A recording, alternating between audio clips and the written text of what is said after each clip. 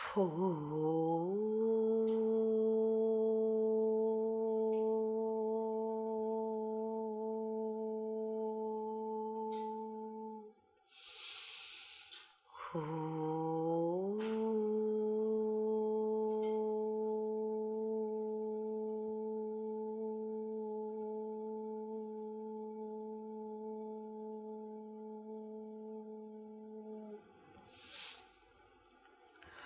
ഹോ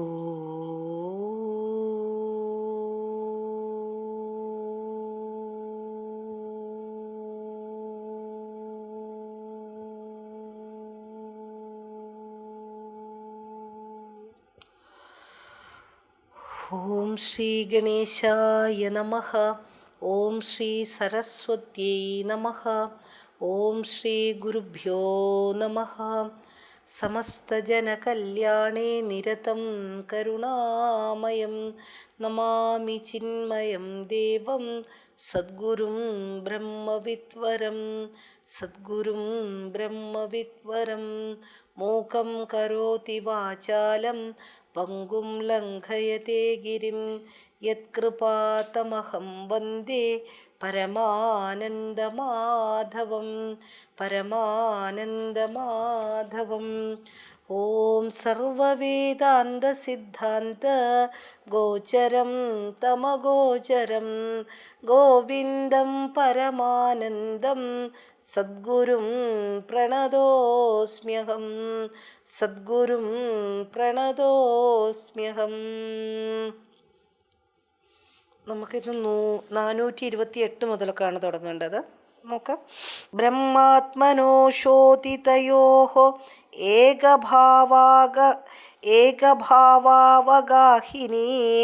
നിർവികൽപാ ച ചിന്മാത്രാ വൃത്തിഃ പ്രജ്ഞേതി കൽപ്യതേ. സുസ്ഥിതാ സാ ഭവേദ് യസ്യ സ്ഥിതപ്രജ്ഞഃ സ ഉച്യതേ.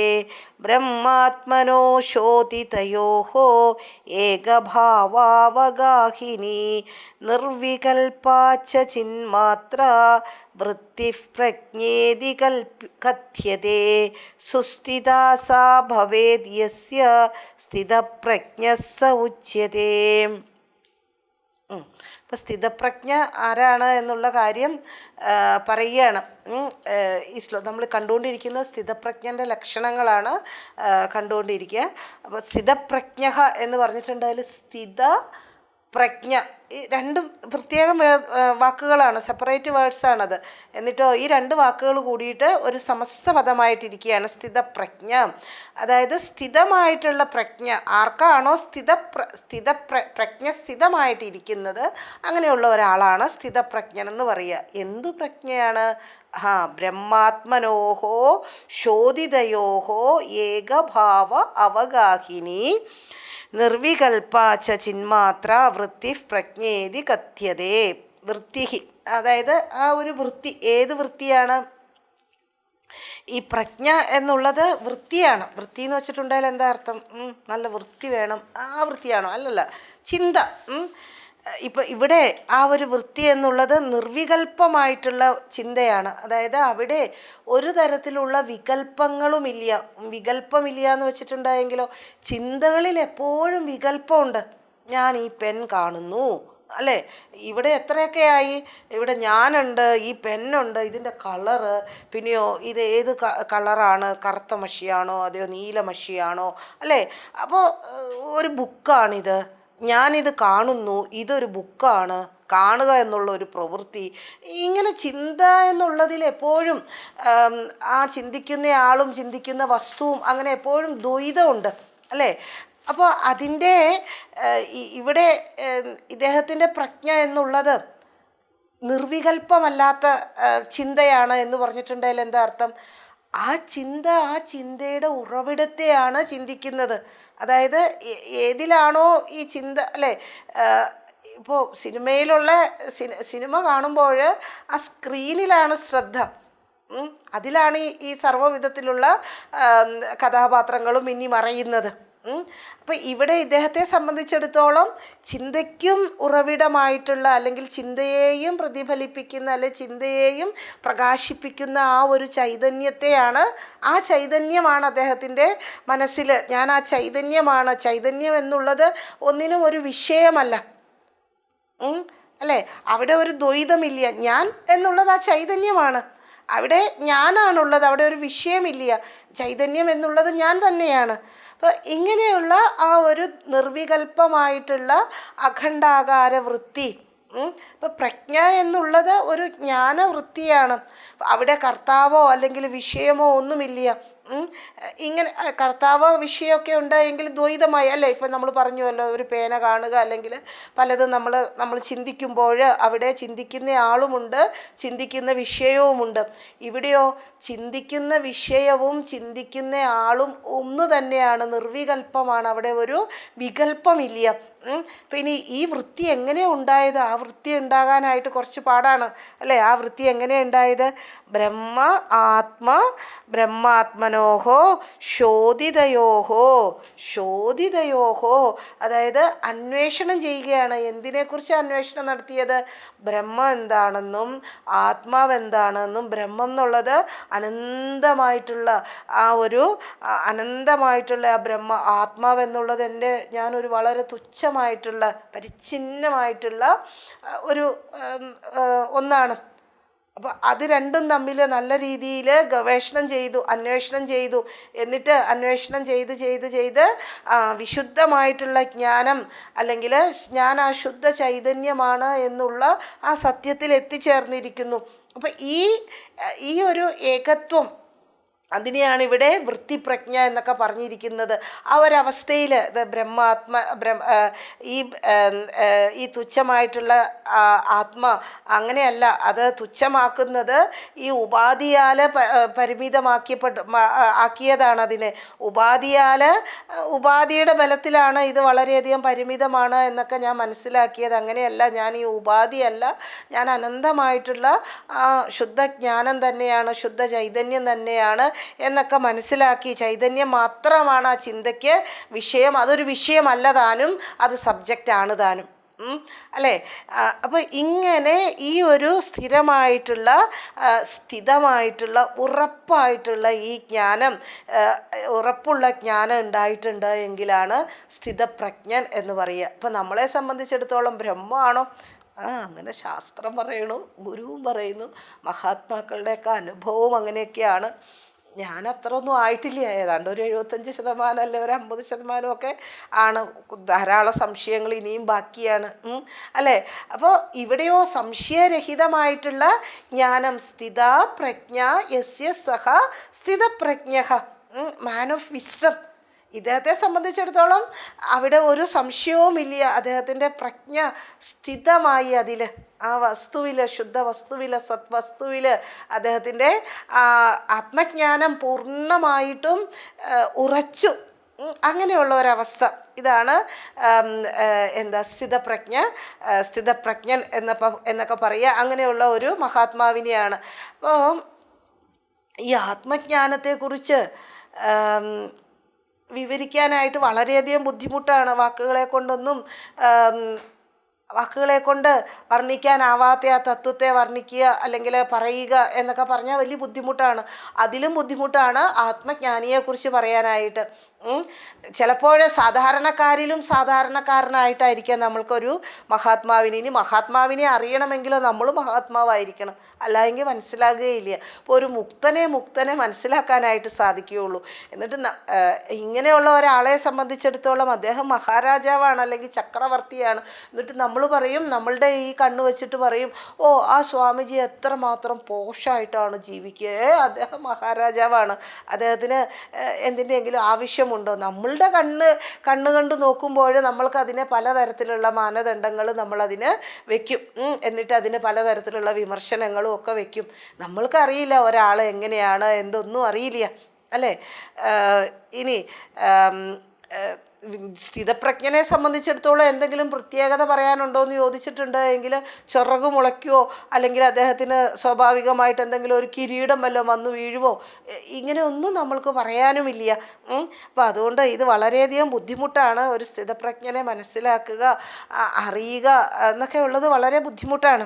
ശാസ്ത്രം പറഞ്ഞു തരുന്നു ഇതൊക്കെയാണ് ലക്ഷണമെന്ന്, നമ്മളത് മനസ്സിലാക്കാനായിട്ട് ശ്രമിക്കുന്നു. ബ്രഹ്മാത്മനോ ശോധിതയോഃ ഏകഭാവാവഗാഹിനി നിർവികൽപാ ച ചിന്മാത്ര വൃത്തിഃ പ്രജ്ഞേതി കഥ്യതേ സുസ്ഥിതാ സാ ഭവേത് യസ്യ സ്ഥിതപ്രജ്ഞഃ സ ഉച്യതേ. യസ്യ സ്ഥിതാ ഭവേത് പ്രജ്ഞാ യസ്യാനന്ദോ നിരന്തരഃ പ്രപഞ്ചോ വിസ്മൃതപ്രായഃ സജീവന്മുക്തയിഷ്യതേ. യസ്യ സ്ഥിതാ ഭവേത് പ്രജ്ഞാ യസ്യാനന്ദോ നിരന്തരഃ പ്രപഞ്ചോ വിസ്മൃതപ്രായഃ സജീവന്മുക്തയിഷ്യതേ. അപ്പോൾ ഇത്തരത്തിൽ പറഞ്ഞതിൽ നിന്നൊക്കെ ഒന്ന് സംഗ്രഹിച്ച് വീണ്ടും പറയുകയാണ് ആചാര്യ ഭഗവാൻ. നമ്മൾക്കൊരു വളരെ വ്യക്തമായിട്ടുള്ള ഒരു ചിത്രം കാണിച്ചു തരികയാണ്. സ്ഥിതപ്രജ്ഞനെ തന്നെയാണ് ജീവൻ മുക്തനെന്ന് വിളിക്കുന്നത്. സ്ഥിതപ്രജ്ഞൻ തന്നെയാണ് ജീവൻ മുക്തൻ. യസ്യ സ്ഥിതാ ഭവേത് പ്രജ്ഞ യസ്യ ആനന്ദഃ നിരന്തരഃ. യസ്യ ആനന്ദഃ, അദ്ദേഹത്തിൻ്റെ ആനന്ദം നിരന്തരം അൺബ്രോക്കൺ ആണ്, ഒരു തരത്തിലുള്ള അന്തരവുമില്ലാതെ നിരന്തരം ആനന്ദം. എന്നിട്ടോ നിരന്തര ആനന്ദം. അപ്പോൾ ഈ ലോകോ വിസ്മൃതപ്രായഃ പ്രപഞ്ചഃ വിസ്മൃതപ്രായഃ. അതായത് ഈ ലോകത്തെ ഏതാണ്ട് പൂർണ്ണമായിട്ടും മറന്നു കഴിഞ്ഞു. വിസ്മൃതി, പ്രപഞ്ചത്തെ മറന്നു കഴിഞ്ഞു.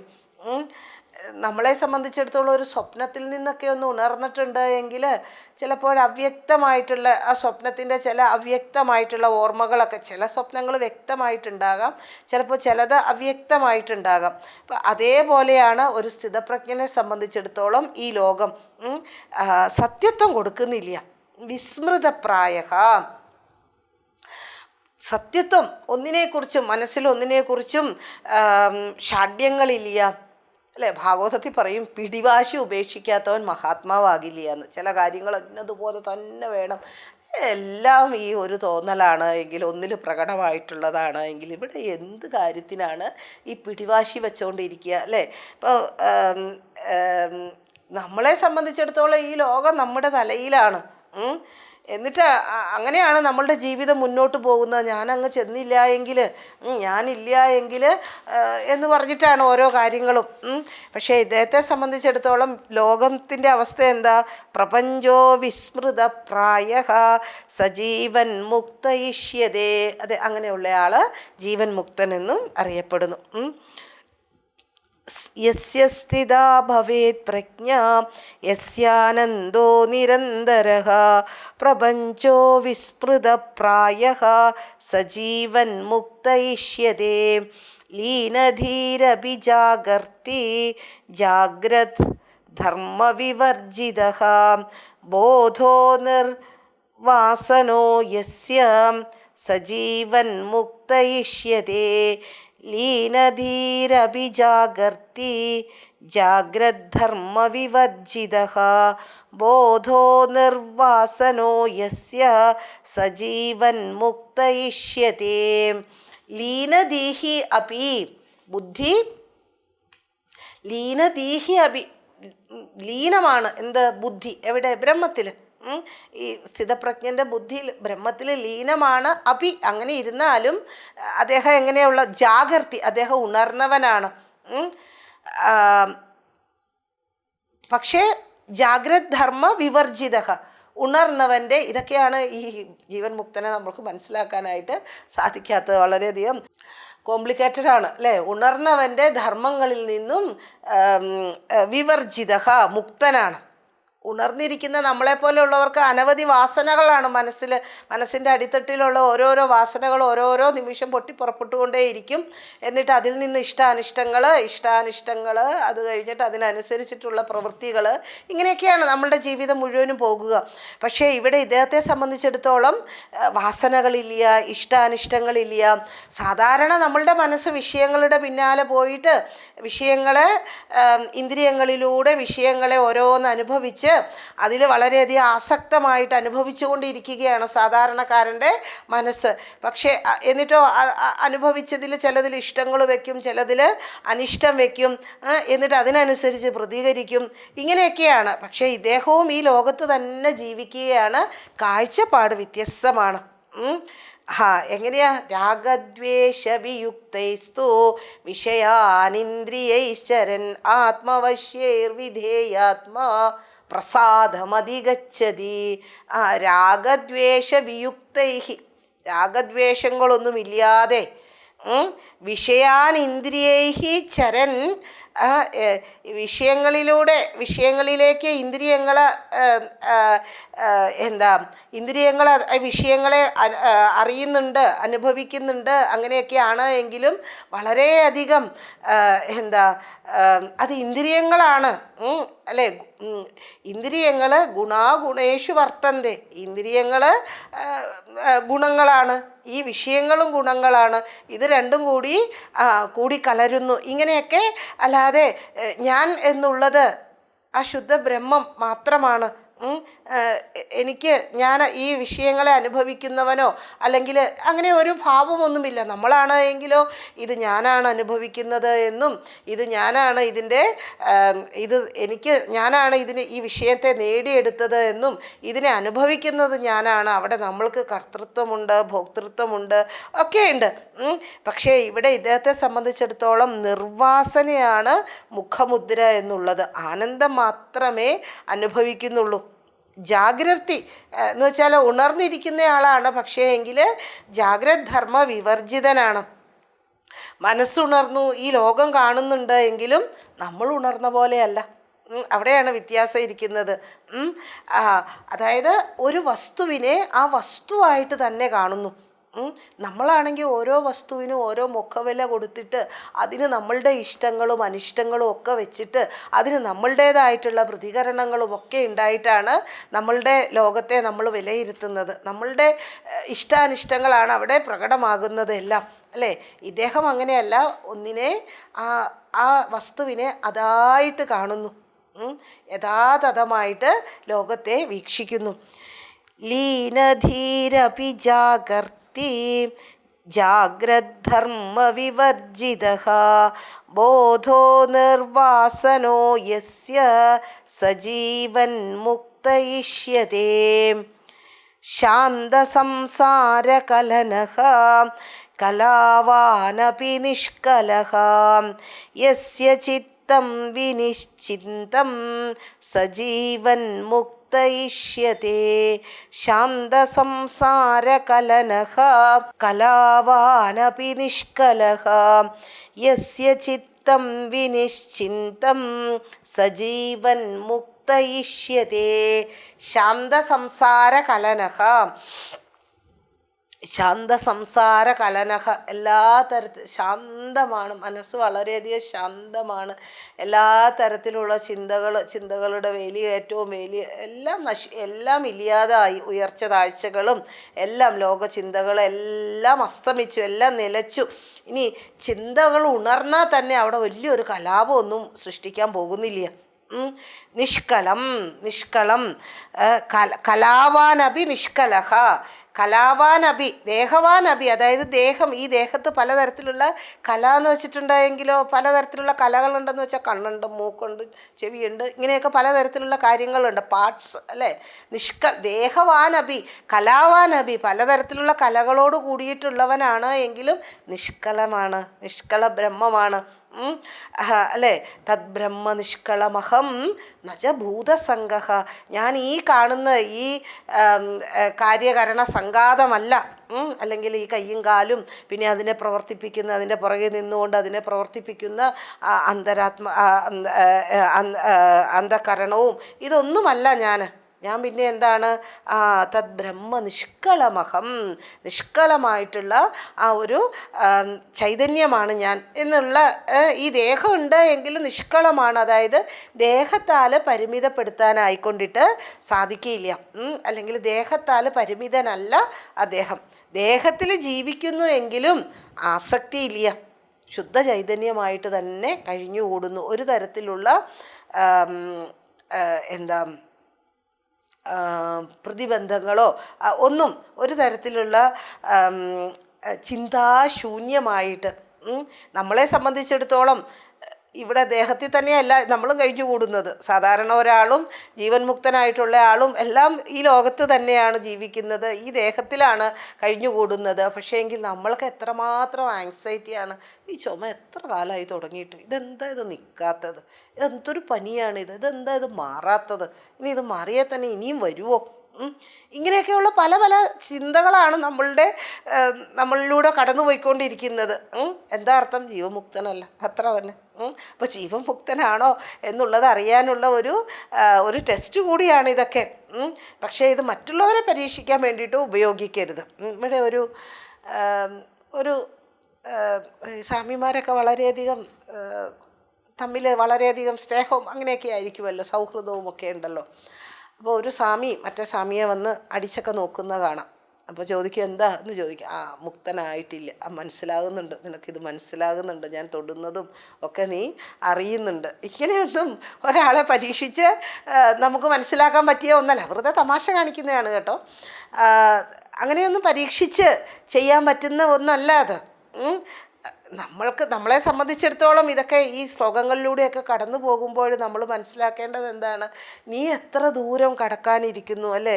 ഇനി എൻ്റെ ചിത്തം നിശ്ചലമായിട്ടില്ലയാലോ, അല്ലേ? നിശ്ചലമാക്കണം. എങ്ങനെ? ചെയ്യേണ്ടതൊക്കെ ചെയ്യുകയും വേണം, പക്ഷേ എങ്കിൽ ദുഃഖം ഉണ്ടാകാതെ, അല്ലെങ്കിൽ ആങ്സൈറ്റി ഇല്ലാതെ എല്ലാ കാര്യങ്ങളും ചെയ്യേണ്ടതെല്ലാം ചെയ്യുകയും വേണം.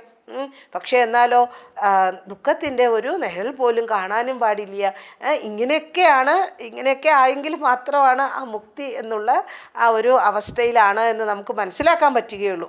അതിൻ്റെ ബാഹ്യമായിട്ടുള്ള ലക്ഷണങ്ങളെന്ന് വേണമെങ്കിൽ പറയാം. ഒന്നുകൂടി നമുക്കിത് വായിക്കാം.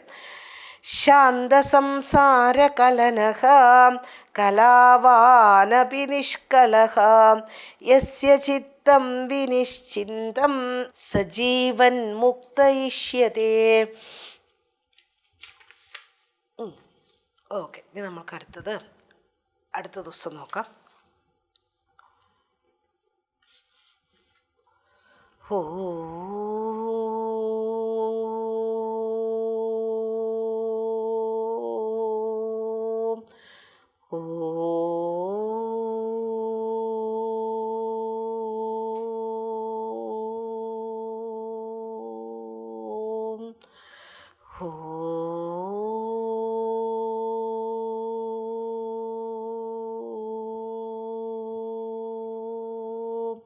പൂർണ്ണമദഃ പൂർണ്ണമിദം പൂർണ്ണാത് പൂർണ്ണമുദച്യത്തെ പൂർണ്ണസ്യ പൂർണ്ണമാദായ പൂർണ്ണമേവാവശിഷ്യത്തെ. ഓം ശാന്തി ശാന്തി ശാന്തി. ഹരി ഓം ശ്രീ ഗുരുഭ്യോ നമഃ. ഹരി ഓം.